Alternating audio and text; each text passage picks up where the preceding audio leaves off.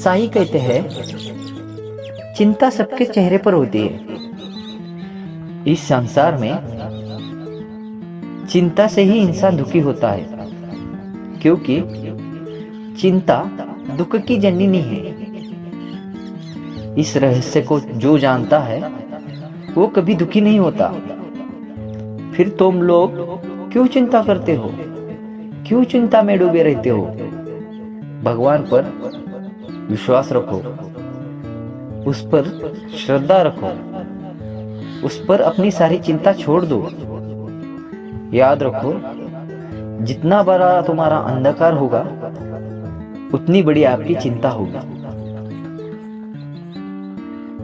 ये मेरा है, वो मेरा है, जब तक कि ये भावना दिल में जागती रहेगी तुम फिक्रमंद रहोगे।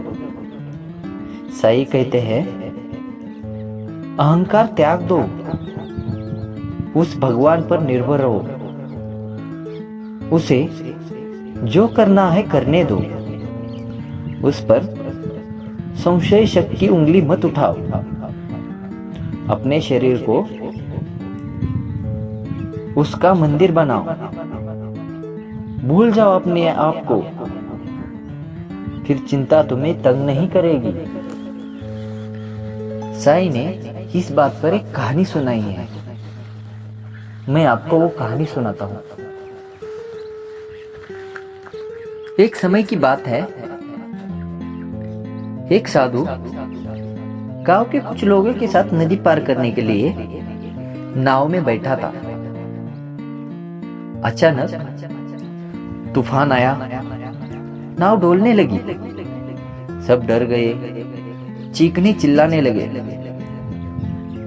शोर शुरू कर दिया। लेकिन वो साधु शांत था, उस तूफान का मजा ले रहा था।